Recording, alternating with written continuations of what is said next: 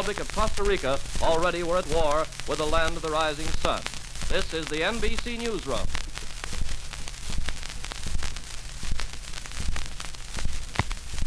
Minute Rub, modern chest rub, forego their usual sales messages in order that you might hear every bit of news which might be crowded into this 15 minutes. Now looking at the headlines, the shifting picture of war in the Pacific is centered on the old Philippine city of Manila for the moment. Japanese raiders droned over Manila early Tuesday morning, Manila time, carrying out the first air attack on the city, which represents America's farthest outpost. The raiders were aided by clear moonlight, but they were met by heavy anti-aircraft fire and by American night fighters roaring aloft to meet them. The attack lasted for a little less than 45 minutes, and then the welcome all clear came. So far, we've had no definite word on casualties. All we know is the Japanese airmen centered their push against military objectives, making their strongest attack against Nichols Field and Army Air Base. Our dispatches say that great flames shot up from the field from burning hangars and gasoline and oil stores. But it's also said that the fire was quickly brought under control. It's reported that Fort McKinley near Manila also was bombed. The people of Manila had waited expectantly most of the night for the raid, which finally did come. They listened to President Roosevelt speak at midnight when he asked Congress for a declaration of war. That was midday Monday in Washington, but midnight across the Pacific. And hardly had President Roosevelt's voice faded from loudspeakers when the warning siren screamed. However, American warplanes were seen speeding out over the China Sea, apparently moving out to intercept the oncoming invaders even before the siren sounded. In the meantime, back in this country, a time-honored theory was shattered today, the theory that American democracy is slow and cumbersome in its processes. President Roosevelt left the White House for the Capitol this afternoon at 7 minutes after 12, Washington time. He began talking to the members of the House and Senate in special session at 12:30. He talked for less than 10 minutes, simply, directly, asking that Congress declare the existence of a state of war between the United States and Japan. The Senate made such declaration at 5 minutes after 1, the House 9 minutes later. All told, in just an hour and 7 minutes, one of the most eventful pages in American history had been written. The President of the United States had gone to Congress and asked that a state of war be declared, and Congress had agreed. The Senate voted 82-0, and the House 388-1, emphasizing more than anything else the unity of purpose in the national capital, sweeping aside all party lines, bringing Republicans and Democrats together in common cause.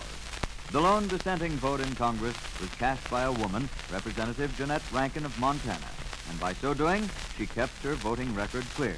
In 1917, when Congress proclaimed war against Germany, Miss Rankin was the only feminine member of the House. And on that occasion, too, when it came her turn to vote on the question of war, her tally was also no.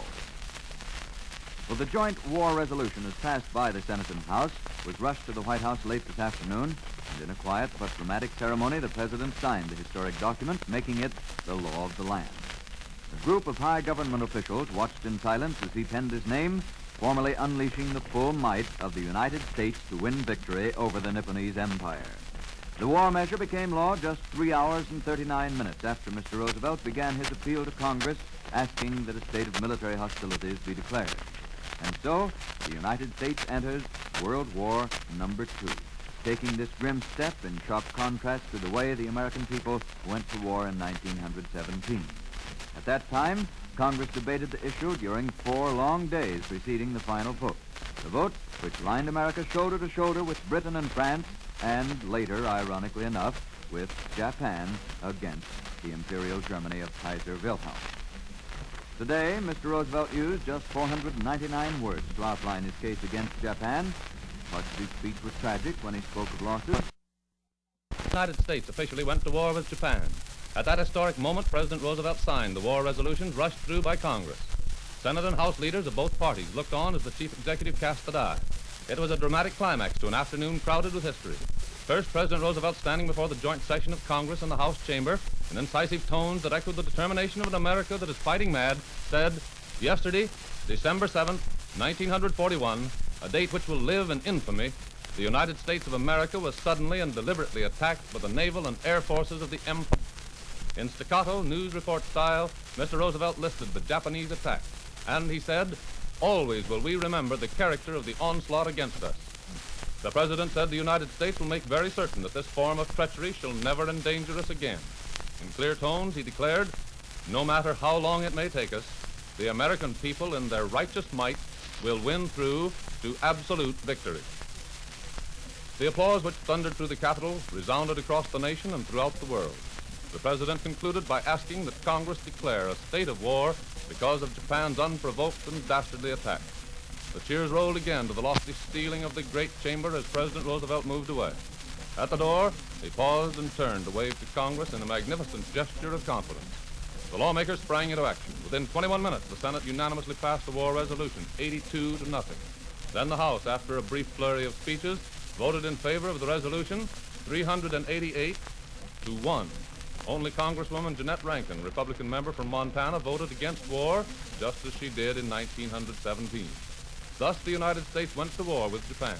All told, it took just 3 hours and 37 minutes after Mr. Roosevelt went before the joint session. The President was brief and to the point in his message, and indirectly in this great new conflict. The flames of the Pacific War are blazing on a 6,000-mile front. From the jungles of Malaya to the coral reefs of the mid-Pacific, Britain and America are hurling land, sea, and air forces into the battle. Japan, in turn, is throwing all her might at stronghold after stronghold. Singapore and Siam, the Philippines and Hawaii, Guam, Wake, Malaya, and Hong Kong. Japan has taken over Shanghai, Shenzhen, and Peiping. The deep rumble of naval guns has echoed into Hawaii, and big naval battle is reported to be in progress. Japanese planes are rocketed across the Philippines, bombing Talao, 70 miles north of Manila, and Fort Stutzenberg, a large army port, in the most important attack. Raid sirens screeched in Manila, but the city was not bombed. Singapore was blasted heavily. 70 are reported dead and more injured. North of Singapore on the Malayan Peninsula, British jungle fighters are reported locked in a struggle of annihilation with Japanese invasion forces landing in Thailand. Thailand itself has stopped resistance, and Bangkok is negotiating with the Japanese. British communiques say the jungle fighting is confused after the main Jap forces landed from the sea, only to be blasted heavily by the RAF. Unconfirmed reports from Manila say the Japs used mustard gas bombs in Singapore. The Japs ranged far out into the Pacific and attacked Guam. And here's a late bulletin from New York. The British radio says British bombers attacking Japanese forces trying to land in northern Malaya have set fire to 2 merchant troops. Washington claims that American forces have destroyed an undisclosed number of Japanese warplanes and submarines. All over the vast front, American warplanes were in action, with the British and Chinese as well as the United States forces. The Rome radio said that a complete blackout has been ordered for Tokyo and a partial blackout for all other Japanese. Thus, the imminent possible American aerial retaliation. But in clarity, they say the Japanese naval vessels have been lost. Philippines, the city of the Japanese bombed twice. The Japanese bombed west coast of the island. Early reports say there were from 1 to 200 troops killed or injured, including 60 Americans.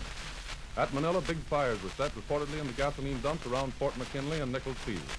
Naval officials at Manila deny that a United States aircraft carrier has been damaged or sunk. Army officials have denied reports of Japanese parachute troops landing in the Philippines. The German radio has broadcast a report that the American-owned base at Wake Island has been captured by the Japanese. Manila reports say the island of Guam is under siege. Japanese forces in China have captured American